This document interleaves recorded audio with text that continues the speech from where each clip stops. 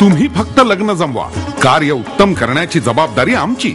5,500 चौरस फुटांचं भव्य सभागृह, वधूवर पक्षासाठी स्वतंत्र खोल्या, पार्किंग मुबलक प्रमाणात, सुग्रास भोजनाची वेगळी व्यवस्था, शांत प्रसन्न वातावरण. दादासाहेब दरोडे सभागृह.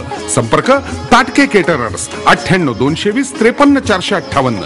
मग येताय ना मंगल कार्यासाठी? आम्ही सज्ज आहोत आपल्या स्वागतासाठी.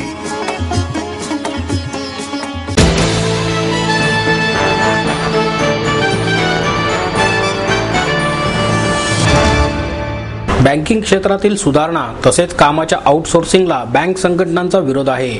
दी युनायटेड फोरम ऑफ बँक युनियन्सने ही संपाची हाक दिली. यात जवळपास 10 लाख बँक कर्मचारी सहभागी झाले आहेत. 3 दिवसांच्या सुट्टीनंतर मंगळवारी बँका सुरू होत्या. मात्र त्यानंतर लगेच सलग 2 दिवस बँका बंद राहणार असल्याने कोट्यवधी रुपयांचं नुकसान होणार आहे. यापूर्वी दिलेली आश्वासने पाळली गेली नसल्याचा आरोप करत बँक कर्मचारी संघटनांनी आक्रमक पवित्रा घेतला आहे. महाराष्ट्र बँकेच्या शिवाजीनगर येथील लोकमंगल कार्यालयासमोर बँक कर्मचाऱ्यांनी निदर्शनं करत शक्ती प्रदर्शन केले. 23 ऑगस्टला जिल्हाधिकारी कार्यालयाजवळील स्टेट बँकेच्या आवारात निदर्शने करण्यात येणार आहेत. अनुकंपा तत्वावरील नोकर भरती त्वरित सुरू करण्यात यावी. बँक कर्मचाऱ्यांना सुधारित कर्ज योजना लागू करावी. निवृत्ती वेतन योजनेत सुधारणा करण्यात यावी. कामाच्या तासांचे फेरनिर्धारण करण्यात यावे. 5 दिवसांच्या आठवड्याच्या धर्तीवर 5 दिवसांचा बँकिंग आठवडा करण्यात यावा. स्थायी नोकऱ्यांमध्ये आउटसोर्सिंग बंद करून पुरेशा नोकर वर्गाची भरती करण्यात यावी. खंडेलवाल समितीच्या शिफारसींची अंमलबजावणी केली जाऊ नये आणि ग्रामीण भागातल्या तोटात चालणाऱ्या शाखा बंद करण्यात येऊ नयेत आदी मागण्याही वेळोवेळी केल्या असल्याचे national organisation of bank workers या संघटनेचे अखिल भारतीय अध्यक्ष दिनेश कुलकर्णी यांनी सांगितले.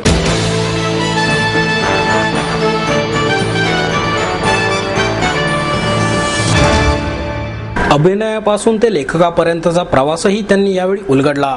जनसेवा फाउंडेशन आणि लायन्स क्लब आंतरराष्ट्रीय प्रांत 323D2 यांच्या संयुक्त विद्यमाने भेटू एका दिग्गजाला या कार्यक्रमात दिलीप प्रभावळकर यांचा मानपत्र देऊन सन्मान करण्यात आला. त्यानंतर त्यांची प्रगट मुलाखत डॉक्टर मंदार परांजपे यांनी घेतली. कार्यक्रमाच्या अध्यक्षपदी वनराईचे संस्थापक अध्यक्ष मोहन धारिया, ज्येष्ठ अभिनेते डॉक्टर श्रीराम लागू, दाजीकाका गाडगीळ आदी उपस्थित होते. वाचन, खेळ यांची आवड वडिलांनी आम्हा भावंडांमध्ये निर्माण केली. सोसायटीत करत असलेल्या नाटकांमुळे वडिलांनी अभिनयात करिअर करण्याचे सुचवले.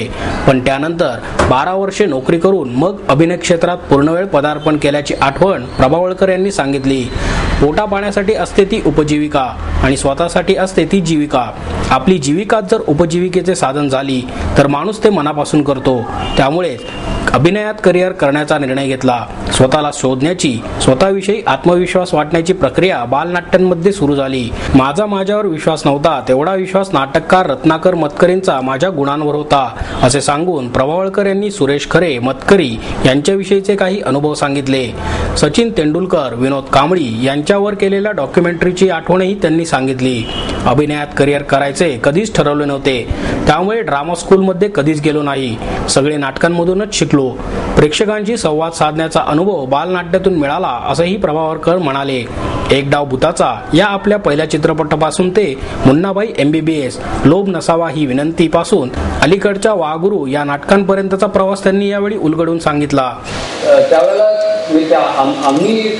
माझा भाऊ दोघे आम्ही सायन्स आहे. त्याच्या वडिलांचे एकूण सगळ्या कलेक्शनचा एकूण ग्रंथसंग्रहाचा किंवा त्यांच्या काव्याच्या आवडीचा आमच्यावर फार परिणाम झाला नाही. त्यांचा संस्कृतचा अभ्यास खूप होता आणि त्यांनी जसं काही आमच्यावर प्रेशरही आणलं नाही. आमच्या याच्याप्रमाणे आम्ही सायन्सला गेलो दोघेही. आणि पण त्यांना आम्हाला असं कळलं होतं की त्यांना ऑफिसमध्ये ते गोदरेज कंपनीमध्ये नोकरीला होते. गोदरेजमध्ये त्यांना ऑफिसमध्ये डिक्शनरी असं म्हणायचं. त्यांना बरेच इंग्लिशवर त्यांचं खूप प्रभुत्व होतं. तर मलाही त्यांनी सांगितलं कुठे बोलायचं नाही म्हणून. पण मी मराठी माध्यमात शिकलो आणि मी लहान होतो 3री-4थी असताना शाळेत असताना मी सांगितलं की माझ्या बाबांना ऑफिसमध्ये एक डिक्शनरी म्हणतात. तर वर्गातल्या मुलांनाही कळलं नाही डिक्शनरी म्हणजे काय, मराठी माध्यमात दिली. मग मी घरून डिक्शनरी घेऊन गेलो दाखवायला की ही डिक्शनरी म्हणजे अशी हे माझ्या वडिलांना म्हणतात. मुलं तरी गोळ्यात पडली की कसं काय. तर त्याचा एक सांगायचं मुद्दा की त्याचं प्रभुत्व इंग्रजीवर आणि संस्कृतवर खूप होतं. पण त्याचा आमच्यावर काही तसा डायरेक्टली परिणाम झाला नाही. आम्ही तसं ते इंग्लिशचं वाचन सोडलं तर बाकी संस्कृत आम्ही घ्यावं असं त्यांनी काही वाचल्यावर काही दडपण आणलं. तर ते बघायला काही नव्हते. त्यांनी भारतीय आधीच करून ठेवलं की हा बहुतेक याच फील्डमध्ये जाणार. त्याच्यामुळे माझी सायन्स डॉक्टरांचे प्रॅक्टिस सोडून त्यांचं ते फुल टाईम ॲक्टर झाले. तसं मी संशोधनाला जाणार होतो. मी MSc बायोफिजिक्स केलं होतं बॉम्बे युनिव्हर्सिटीमध्ये आणि मग 1 वर्ष मी ॲटॉमिक एनर्जीला होतो. बाबा अणु संशोधन केंद्रामध्ये होतो आणि माझं त्याच्यामध्ये ध्येय होतं की त्यावेळेला माझी एक महत्त्वाकांक्षा होती की मॉलिक्युलर बायोलॉजी आणि जेनेटिक्समध्ये संशोधन करावं. आमच्या मुंबईला कुलाब्याला Tata Institute of Fundamental Research TIFR तिकडे जाऊन करावं. तेव्हा तिकडे वेकन्सी नव्हती आणि मग मी फार्मास्युटिकल कंपनीमध्ये नोकरीला लागलो आणि मधल्या काळामध्ये हे माझ्या ॲक्टिव्हिटीज खूप वाढल्या.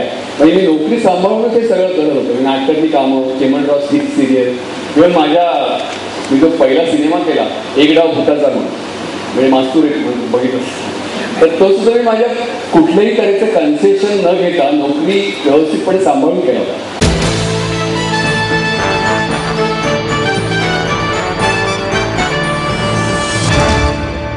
कीर्ती शिलेदार यांच्या कला कारकिर्दीच्या सुवर्ण महोत्सवी वर्षानिमित्त मराठी रंगभूमीला मानाचा मुजरा करण्यासाठी बालगंधर्व रंगमंदिरात गंधर्वसुरांची शिलेदारी या कार्यक्रमाचे आयोजन करण्यात आले होते. या कार्यक्रमाच्या अध्यक्षस्थानी बाबासाहेब पुरंदरे होते. प्रमुख पाहुणे म्हणून ज्येष्ठ उद्योगपती पद्मश्री अरुण फिरोदिया उपस्थित होते.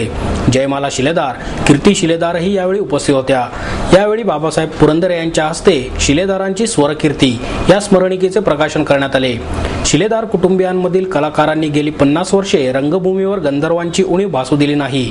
शिलेदारांचे घराणे हे हसरे घराणे असून या घराण्याचा महाराष्ट्रातील रसिकांना विसर पडणार नाही. संगीत नाटकांची परंपरा त्यांनी कायम ठेवली आहे. रंगभूमीवर त्यांचे सुरेख काम दिसते. संगीत नाटक सादर करताना एकरूप व्हावे लागते असे पुरंदरे यांनी सांगितले. संगीत नाटक सर्वांना भावते. या नाटकांचे महत्त्व अद्यापही टिकून आहेत. ही नाटके चालतील, मात्र त्यासाठी नाटकांची लांबी रुंदी कमी करायला हवी असे मत अरुण फिरोदिया यांनी व्यक्त केले. संगीत नाटकाचा ठेवा जपण्यासाठी पुणे, मुंबई विद्यापीठ पुढाकार घेत नसल्यास शिलेदारांनी स्वतःच संगीत नाटक अकादमी काढावी, त्यास आम्ही सहकार्य करू असे आश्वासनही त्यांनी दिले. गेली 50 वर्षे संगीत नाटकांचा आनंद घेत वाटचाल केली. संगीत नाटकांनी शिलेदार कुटुंबियांना समाधानाचे छत्र दिले. अनेक संकटांवर मात करून ताठमानेने जगण्याचे सामर्थ्यही दिले अशा भावना कीर्ती शिलेदार यांनी व्यक्त केल्या. राष्ट्रीय नाट्य विद्यालयात म्युझिक शिकवले जाते. महाराष्ट्रात संगीत नाटकांची परंपरा वैभव समृद्ध करण्यासाठी पुणे विद्यापीठाच्या ललित केंद्र आणि मुंबई विद्यापीठाकडून फारसे काहीच प्रयत्न केले जात नाहीत. खड्यासारखे संगीत नाटकाला वगळले जाते अशी खंतही त्यांनी व्यक्त केली. या विद्यापीठांनी अभ्यासक्रमात संगीत नाटकांचा समावेशाची अपेक्षाही त्यांनी व्यक्त केली. यावेळी रामदास कामत, कीर्ती शिलेदार, सुमेधा देसाईंसह युवा कलाकारांनी नाट्यसंगीत सादर केले.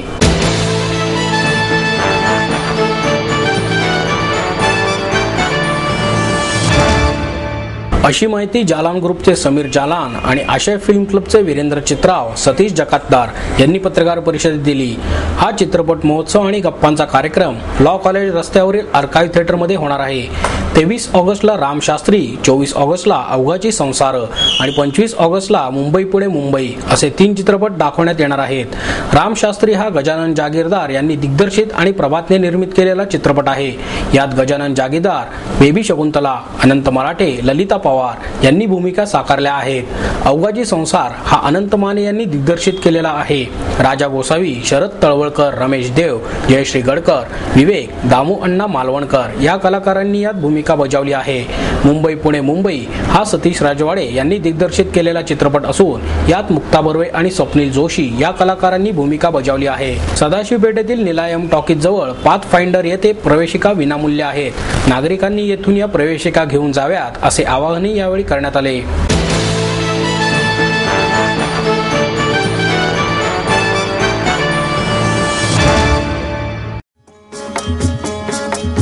तुम्ही फक्त लग्न जमवा, कार्य उत्तम करण्याची जबाबदारी आमची. 5,500 चौरस फुटांचं भव्य सभागृह, वधूवर पक्षासाठी स्वतंत्र खोल्या, पार्किंग मुबलक प्रमाणात, सुग्रास भोजनाची वेगळी व्यवस्था, शांत प्रसन्न वातावरण. दादासाहेब दरोडे सभागृह. संपर्क ताटके केटरर्स 98 220 53 458. मग येताय ना मंगल कार्यासाठी? आम्ही सज्ज आहोत आपल्या स्वागतासाठी.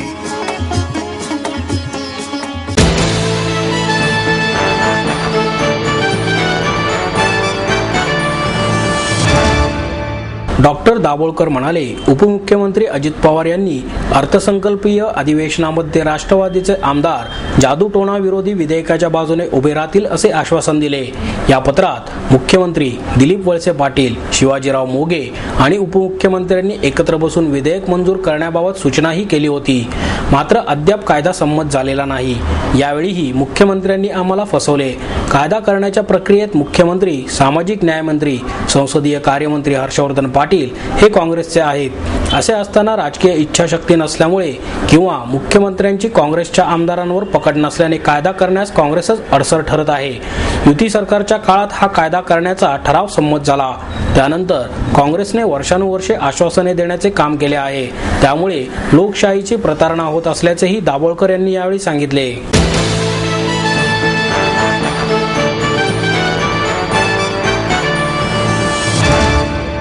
यावेळी निवृत्त मेजर जनरल शशिकांत पित्रे, ज्येष्ठ कलाकार दिलीप प्रभावळकर, नाटककार सतीश आळेकर उपस्थित होते. पित्रे म्हणाले, आजची तरुण पिढी वाचत नाही असे मला तरी वाटत नाही. मात्र आजची गतिमान जीवनशैली विचारात घेता साहित्य वेगवेगळ्या माध्यमातून लोकांपर्यंत पोहोचणे गरजेचे आहे. ते पुढे म्हणाले, सैन्यात असताना मराठी पुस्तके वाचायला मिळायची नाहीत. 1981 साली प्रसिद्ध झालेली ही कादंबरी मी वाचली तेव्हा त्याचे संवेदनशील कथानक मला जास्त आवडले. अभिनेता दिग्दर्शक गिरीश कुलकर्णी यांनीही रारंग ढांग ही कादंबरी इतकी आवडली होती की त्याच्यावर चित्रपट करायचे मनात होते असे सांगितले. या ऑडिओ बुकचे दिग्दर्शक निपुण धर्माधिकारी यांनीही ध्वनिफीत ऐकून कोणाला पुस्तक वाचावेसे वाटेल तर ते करण्याचा हेतू सफल होईल असे नमूद केले.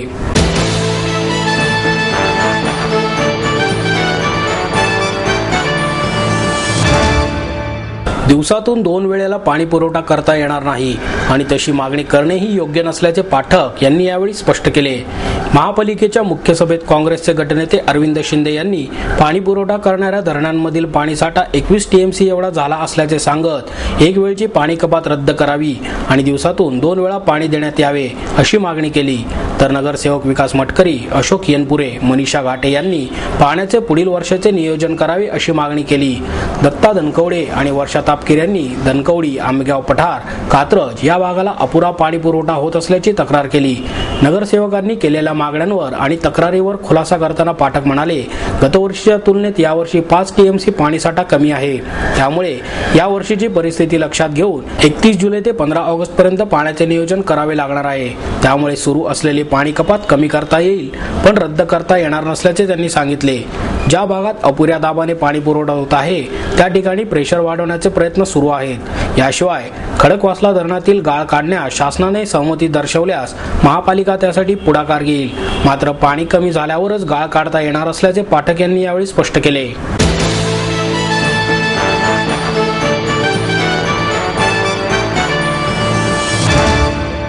या शिबिरात विविध विषयांवर विविध क्षेत्रातील तज्ज्ञ मार्गदर्शन करणार असून उपमुख्यमंत्री अजित पवार यांच्या मार्गदर्शनाने या शिबिराचा समारोप होईल असे राष्ट्रवादीचे प्रदेश उपाध्यक्ष वसंत वाणी यांनी पत्रकार परिषदेत सांगितले. यावेळी शहराध्यक्ष खासदार ॲडव्होकेट वंदना चव्हाण, पिंपरी चिंचवडचे अध्यक्ष योगेश बहल आदी उपस्थित होते. वाणी म्हणाले, 2014 मध्ये होणाऱ्या लोकसभा आणि विधानसभा निवडणुकीची पूर्वतयारी पक्षाच्या वतीने सुरू करण्यात आली आहे. आगामी काळात होणाऱ्या शिबिरांची माहिती त्यांनी दिली. यामध्ये पहिले शिबिर पुणे जिल्ह्यातील कार्यकर्त्यांसाठी येत्या शुक्रवारी चांदणी चौकातील गार्डन कोर्ट या हॉटेलमध्ये होणार असल्याचे त्यांनी सांगितले.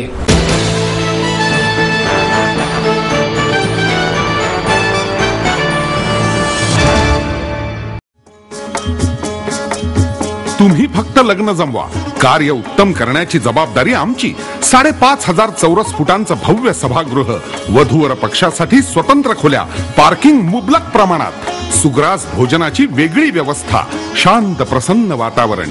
दादासाहेब दरोडे सभागृह. संपर्क ताटके केटरर्स 98 220 53 458. मग येताय ना मंगल कार्यासाठी? आम्ही सज्ज आहोत आपल्या स्वागतासाठी.